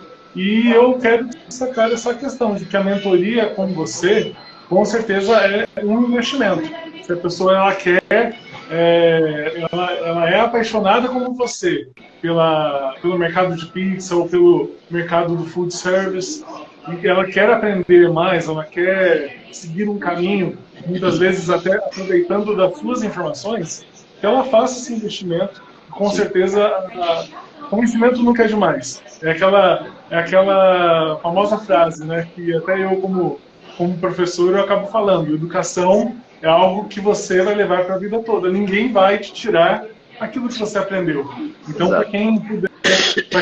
para quem puder ter essa experiência da mentoria com você, eu até quero aproveitar e destacar aí que faça mesmo. Com certeza a pessoa não vai se arrepender. O que ela investe hoje em termos financeiros, ela vai ter aí em termos de conhecimento, em termos de experiência e até de inovação. Ela vai poder levar tudo isso para o estabelecimento dela. Sim. Não, e, cara, a gente tem uma coisa findável na nossa vida que não é comprável, que é o tempo. Exato. Enquanto a gente é muito jovem, a gente negligencia o tempo assim como se a gente fosse infinito e morrer com 800 anos de idade, né? Depois que eu que já estou na curva da descida, né? Eu falo, pô, eu tô com 52 anos, eu não vou viver 104, então é óbvio que provavelmente não vou, né? Pela estatística da minha família. Então, o que eu imagino? Eu já vivi mais do que eu vou viver. Então, quando você começa a olhar, esse cara começa a ficar escasso, aquele recurso que eu tenho disponível para mim é menor. Então, eu tenho que ser muito assertivo. E eu não procuro fazer coisas que não têm sentido na minha vida, entende? E não tem sentido. Eu podia hoje, teoricamente, parar de trabalhar só com o dinheiro que eu tenho, né, dos lucros que o negócio me dá, por exemplo. Eu podia morar numa cidade menos cara, como São Paulo, ficar no meu cantinho lá e tá tudo de boa. Vivo pro resto da vida porque eu construí um negócio que funciona bem, né? Mas, cara, eu tô aqui. Eu trabalho inúmeras horas por dia porque eu olho e falo, cara, eu acho que eu posso entregar mais para a sociedade de várias formas. Uma pizza legal, não só empregando uma porrada de gente, fazendo o meu negócio crescer, pagando todos os desgraçados impostos que eu tenho que pagar, porque essa é a estrutura do nosso mundo, né? Para que isso se reverta de alguma forma para a sociedade, que se o governo para de roubar ou não importa, mas eu estou fazendo aqui o meu papel e estou crescendo de todas as formas possíveis. E quando eu olho e falo assim, poxa, o Eric, enquanto pessoa, o que ele adquiriu de conhecimento está disponível para alguém, né? O quanto ele está convertendo isso, né, nas outras pessoas. Eu falo, dar aula é uma coisa muito... Cara, o que eu falo, você é professor, para ser professor, ensinar as pessoas é uma das coisas mais valiosas do mundo. né? Quando você pega o teu conhecimento e multiplica ele por 20, por 30 alunos, você, cara, eu consegui passar um conhecimento para um monte de gente. E aqui, por exemplo, a gente está fazendo aqui, agora tem 23 pessoas online, a gente pode ter mais, pode ter menos, isso pode ficar gravado ou não, não importa. Mas a nossa palavra hoje, com tecnologia, pode chegar em inúmeros lugares. E a gente pode ajudar muito mais gente, né? E essa percepção minha tem feito com que eu olhasse para isso de uma forma de entender o empreendedor do setor de gastronomia, que entra errado sempre no ramo, maior parte, tá? Entra porque acha que é simples, porque alguém sabe cozinhar, e aí ele quer fazer um negócio legal, e aí ele começa sofrido, é um sonho de família, investe, tem uma fase difícil, né? E a gente, nossa, foi assim. E a minha ideia é que isso não seja sofrido, não seja falho, não seja dolorido e não seja principalmente de insucesso. Eu não quero que as pessoas quebrem. Ontem eu tive um encontro e estava com o Marani nesse encontro, conversando com ele, né? Falei, cara, a gente está ajudando a transformar o setor, né? A gente está olhando para isso hoje, falei, cara, o nosso setor está ficando cada vez mais maduro. Não vai mais ter amador entrando aqui. A gente está conseguindo dar base para que as pessoas entrem e só vai entrar o cara que quer jogar sério, né? Então talvez vai entrar menos gente, mas vai entrar gente que está de fato tem visão do que é empreender no setor de gastronomia. Porque entra muita gente despreparada e também desavisada. Não só não tem preparo, mas também não sabe como é que é. E o cara vai ver no dia a dia que fala, pô, fudeu minha vida para esse pessoal. O cara, de repente, cai a ficha para ele que ele vai ter que trabalhar 20 horas por dia, né? Todo dia, de segunda a segunda. E não se livrar nunca de um perrengue. Cara, você vai morrer assim, né? Aí o cara falou, cara, ninguém me avisou que era assim. Tô aqui avisando. Você gosta de fazer uma pizza? O cara faz uma pizza tão legal, tanto não sei o quê, e abre uma pizzaria. Fala, cara, não faça isso. Quer fazer uma pizza boa para seus amigos? Faça na sua casa, na hora que você quer, com os seus amigos. No pior das hipóteses, pede pizza no delivery de alguma pizzaria que você gosta. Mas empreender é totalmente diferente de saber cozinhar ou de querer fazer um negócio. E essa pegada nossa de passar conhecimento, que o professor tem de uma maneira nativa, né, de falar, cara, eu gosto de ver que o meu conhecimento foi parar na cabeça da outra pessoa. Cara, e a cabeça da outra pessoa mudou, cara, transformou. Com ela, isso para qualquer lugar. Quando eu treino na minha equipe e a gente passa informação, conhecimento, eu sempre falei para eles, cara, um dia que você for embora daqui, você vai devolver o seu crachá, você vai devolver o seu uniforme, mas a sua experiência e o conhecimento é teu. Você vai levar para... Você é outra pessoa. Você não é a mesma pessoa que entrou, você está saindo com conhecimento, né? E isso é teu e ninguém vai tirar isso de você. Eu falo para eles isso, agarre no teu conhecimento para isso ser transformador para você. Então essa é a minha pegada como mentor, de tentar ajudar as pessoas a se transformarem através do conhecimento, da prática vivida, porque eu tenho prática validada de coisas que eu sei que funcionam ou não funcionam, né, pela experiência em si, e que elas consigam aplicar nos negócios delas e na vida pessoal delas para conseguir prosperar mais rápido do que se elas tentassem sozinhas, né, para tornar a vida mais fácil das pessoas. Esse é um dos meus propósitos aqui. Perfeito, Eric. Muito bom. Bom, acho que já está na hora da gente encerrar, porque eu prometi para você que manda. Não, eu prometi para você que era no máximo 1h15. Não, eu não tenho problema com o horário hoje, não. Não, maravilha, mas eu acredito que as mensagens que você trouxe aqui são muito relevantes. Eu não convidei você à toa, porque além de você ser empreendedor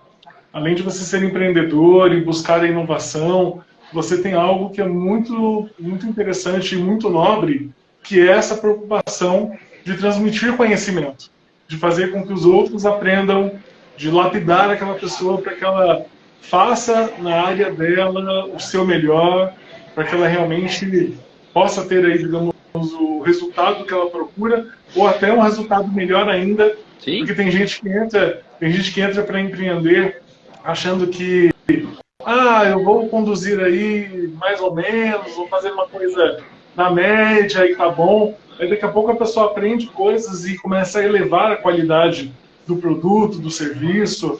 E eu tenho certeza que aqueles que fazem aí com você a sua mentoria, os colaboradores que estão aprendendo com você, eles acabam tendo aí essa crescente. Então eu queria agradecer muito aí as suas contribuições, as suas ideias, o seu tempo de você trazer aí todo esse conhecimento.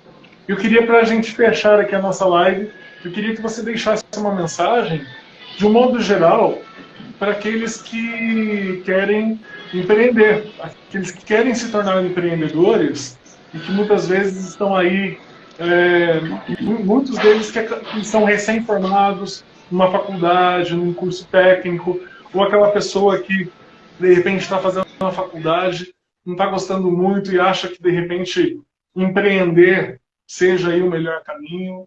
Então eu queria que você deixasse aí uma mensagem final pensando nesses novos empreendedores, né?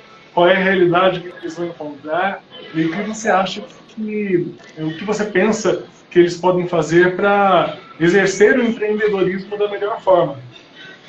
Hoje eu estou numa posição desvantajosa, né? Se eu quiser abrir um negócio, colocar a placa da 1900, ele enche na hora, né? Porque a marca está conhecida, a gente está validado no mercado, etc. Então isso é desvantajoso, né? Quando a gente pensa, a gente já tem um modelo validado. Quando eu falo quem vai entrar agora no mercado, vai ter um mercado extremamente competitivo, com uma vastidão absurda, vastidão se diz, deu branco agora na palavra, de opções em gastronomia, em estilos, e cara, você pegar hambúrgueres, por exemplo, caramba, tem 250 milhões de tipos de hambúrguer com molhos e com combinações, cara, não tem mais o que inventar, né? O hambúrguer passou a pizza em termos de variação de sabores, e você vai entrar para ser mais um. Na real, é isso que vai acontecer estatisticamente. Se você der certo, você virou mais um no mercado. É meio isso, né? Então, não adianta você entrar com uma puta ideia se você não tiver uma tremenda execução, né? Você tem que ser muito bom na execução. Você tem que criar público. Hoje o pessoal quer investir pouco e acaba indo tudo, vamos dizer, para as plataformas de vendas digitais, tipo iFood, vai no Rappi, porque vende rápido. Porque o cara entra, ligou, é como eu abrir uma loja minha. Eu abro a minha loja, minha placa lá vende. O iFood vende por si só. Então, quando você entra no iFood, o iFood te expõe para vender para um monte de gente. Só que é o iFood que está vendendo, não é você. Você está sendo... Porque se você não tiver lá e tiver outro, vai ser o outro que vai vender, não vai ser você, entende? Então, se você não tiver valor de mercado, você não vale nada. Então, não seja mais um, você tem que criar valor. E para você criar valor, você tem que conseguir estudar mesmo, pesquisar, bota a cachola para pensar, faça algo para se descolar daquela mesmice que está todo mundo. Todo mundo está nadando na mesma coisa que está funcionando. Eu vou falar um exemplo, a paleteria mexicana, que bombou durante um tempo, porque o cara via que tem paleteria, vai lá, todo mundo monta a paleteria. Um food truck, vamos todo mundo montar um food truck. Hambúrguer, vamos todo mundo montar um hambúrguer com a caixinha preta e com as letrinhas brancas. Gente, não é assim que o mundo vai funcionar. Você quer ser mais um? Porque você está olhando exatamente o que estão fazendo. Pegando aqui o exemplo do Pega Pet, o Pega Pet existiu e nasceu porque eu não olhei para soluções que já existiam. Eu olhei para o que precisava ser resolvido, eu olhei para a pergunta. Eu refiz a pergunta, do tipo, eu preciso transportar um refrigerante. Como ele pode ser transportado? E não olhei para soluções que já existiam, pensando qual delas seria melhor. Na gastronomia, você vai empreender, tente criar algo pensando nesse sentido. Crie conceitos novos.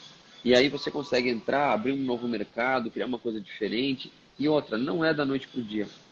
Não é da noite para o dia. Tudo que vai da noite para o dia se frustra. Não vai funcionar. Não vai falar, porque bombou num momento, e em algum momento é moda ou é curiosidade e não se sustenta. Na gastronomia, as pessoas comem várias vezes. Então, você tem que ter um cliente de recorrência. Não é aquela galerona que veio para experimentar. Isso acontece em 3 meses. Você tem que ter 3 anos, no mínimo, de vendas crescentes para você falar que você passou. Dali, você pode dizer que, olha, eu já venci a estatística de morrer com 2 anos. Aí você continua se reinventando e crescendo, sempre de olho nisso. Invista em conhecimento. Isso é fundamental.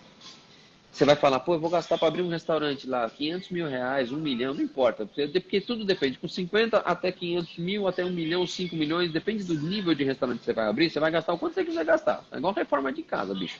Não tem limite. Mas quando o cara fala para comprar um curso de 1.500 reais, ele acha que ele está jogando dinheiro fora. E às vezes é esse curso que vai fazer com que os 5 milhões que ele botou lá voltem algum dia. E as pessoas negligenciam o investimento no conhecimento. Então, contratar um consultor, às vezes, contratar um profissional, tipo, no caso, eu não dou mentoria para quem está começando ainda, tá? Por quê? Porque precisa de coisas muito básicas e eu não vou ficar repetindo sempre as mesmas coisas. Aí eu tenho aula gravada para isso. Mas o meu curso está lá, um deles está lá gravado para isso. Mas se você contratar um consultor para montar um cardápio, te ajudar com alguma coisa, um arquiteto para te ajudar com a obra, por exemplo, se você contratar uma construtora para te ajudar na construção, vai ser muito melhor do que você querer fazer tudo sozinho, né? Se você não vai ser o pedreiro e não vai ser o arquiteto e não vai ser o próprio chefe que vai fazer tudo, e se você contratar profissionais para cada área, pense também em contratar profissionais que têm mais conhecimento que você e já estão um pouco à frente para te auxiliarem neste caminho que você está entrando, tá bom? Essa é a melhor parte que tem, porque às vezes, cara, na validação do modelo de negócio que você quer fazer, já vão te dizer que não vai funcionar. Você pode até peitar essa decisão, porque em alguns casos é válido, tá? É válido. Mas os mais experientes normalmente têm mais acertos. Então, estatisticamente, a probabilidade de você consultar mais pessoas experientes e mais pessoas experientes que disserem o porquê não vai dar certo a tua ideia, a decisão é tua de que caminho você vai seguir. Mas pelo menos se coloque para ouvir essas pessoas. Entende? Se exponha a essa possibilidade. Porque tem muita gente com soluções mirabolantes e acha que vai resolver o problema, mas na verdade não funciona nada. Não funciona, o cara investe, né? O cara fala, não, eu acho que as pizzarias precisavam vender pizza de tal forma. O cara nunca teve pizzaria, porque ele acha que meu negócio tinha que vender um negócio que ele não sabe. Aí ele pega e monta uma pizzaria dele lá daquele jeito que ele achou que era a solução para o mercado. Você acha que eu, com quase 40 anos de negócio, não vi que isso é uma bosta? Não entrei nessa porque é uma fria. Se fosse um negócio de ouro, cara, tem 500 pizzarias no mercado que podiam estar explorando isso. Quer dizer, você foi o único cara que está fora do mercado que viu a solução mirabolante. Aí o cara erra. Por isso que eu falei, malhe a sua cabeça, pense bastante, estude, entendeu? Converse com as pessoas, faça estágio, vivencie um pouco a vida do que é empreender nesse meio. Vê se é pra você, né? Aí você dá os passos seguintes, tá bom? Meio que por aí. Senão você vai cair de gaiato, bicho, como eu falei, né? Sem previsão do que vai ser a tua vida, não vai ser boa, já te digo logo de cara. Você vai tomar um susto aí. Não quero jogar um balde de água fria em ninguém, tá? Mas tô falando a real. Tá certo, tá certíssimo. Porque no fim das contas a pessoa tem que estar preparada. Quer entrar no mercado, são esses os desafios que ela vai enfrentar. Simples assim. Muito bom. É simples, mas ao mesmo tempo não é. Exato. Não, é simples, mas não é fácil. Né? Isso. É difícil, é difícil. É simples. É isso que vai acontecer, tá bom? É simples. É simplesmente isso. Você vai trabalhar de final de semana e à noite, entendeu? E não vai ter folga na sua vida, tá bom? Pelo menos por um tempo. Beleza? Tá bom. Não tem complexidade nisso. Não é fácil, mas é só isso. Você tá afim? Pergunta, né, às vezes, pra pessoa. Você vai contratar alguém, você chega e pergunta pra alguém, tipo, você vai trabalhar, né? E a pergunta, né? Você vem, você é um cara trabalhador, você vem sábado, domingo, o cara fala, venho, tudo. Não é essa pergunta que você faz. Porque o cara, quando quer um emprego, ele fala que vai. E o empreendedor vai na mesma linha, né? Não, eu vou me dedicar. A pergunta é, o que você faz nos seus fins de semana? Ah, eu viajo pra praia todo fim de semana, eu vou pescar, eu faço isso, não sei o quê. Tá, então não vai. Fica 2 meses sem ir. Fica em casa. Entendeu? Se você passar nesse teste e não morrer do coração, aí você pensa em abrir um negócio. Meio isso, entendeu? Se subir, sai barato, cara, sai barato. Sai barato. Sai barato porque você não vai gastar dinheiro à toa. Pelo menos fica em casa uns dias. E aí você fala, putz, não viajei, não viajei. O não viajar ou não sair resolveu, impactou muito na minha vida. Cara, aí você consegue tocar um restaurante mais enfiado lá dentro, porque aquilo vai te dar mais energia, né? Meio um desafio aqui. Com certeza. Eric, olha, eu queria agradecer mais uma vez a sua disponibilidade, os seus conhecimentos e tudo que você trouxe aí em termos de empreendedorismo, inovação e de aprendizado também. Espero que muita gente que assistiu aqui a live do Cadu possa também correr atrás aí, se tiver interesse, se quiser realmente entrar para o mercado, na área de pizza, de alimentação, que possa fazer a sua mentoria e que possa também sempre buscar conhecimento, porque é o que eu acredito que é fundamental realmente para inovar, para empreender. E eu gostei muito de tudo que você disse em relação a essa tendência, de que a pessoa sem o aprendizado, sem informação, ela não consegue, digamos, se destacar, não consegue fazer a inovação acontecer. Sim. E outra, né, Cadu? Antigamente a gente podia ter um empreendedor que botava as caras para bater e fazia coisa de qualquer jeito, porque o mercado era mais amador, de modo geral, né? era menos exposto. Hoje, você fazer uma cagada aqui em algum lugar, o cara te expõe na rede social, te publica num Reclame Aqui, numa classificação lá do iFood, no Google My Business. Quer ter 500 formas de você ser exposto ao ridículo se você fizer algo muito, muito ruim, né? E ao mesmo tempo, se você fizer algo muito bom também, na mesma velocidade você pode conseguir crescer. Mas você precisa ser competente no que você está fazendo. Porque se você for incompetente, você vai ser engolido pelo mercado naturalmente, cara. Naturalmente. Perfeito. É isso mesmo. Eric, olha, mais uma vez, muito obrigado. E eu desejo aí, aliás, desejo ainda mais sucesso para toda a família Novecento. E espero que eu possa levar a minha família até aí. Acho que você vai ter um papo bem bacana com meu pai sobre aviação. A gente combina direitinho. Acho que você vai gostar. Fechou. E obrigado mais uma vez. Obrigado pela disponibilidade. Obrigadão pelo tempo. Tudo de bom para vocês. Agradeço a condução aí, as perguntas, a sua simpatia aí, o carinho que você teve aí com a gente, com a marca da gente e o trabalho que a gente faz aqui. Imagina. Eu sou fã mesmo, sou fã do trabalho, sou fã da equipe e sou fã das pizzas. Vamos avisar a galera que eu fiz uma live com fã hoje. Maravilha. Muito obrigado. Pessoal que acompanhou a gente até agora, boa noite, bom descanso. Muito obrigado pela audiência de vocês. Pessoal. Valeu. Obrigadão, Eric. Boa noite. Tudo de bom para você e para a sua equipe aí. Tá bom. Até a próxima. Tchau, gente. Tchau. Obrigado. Valeu. Boa noite. Tchau.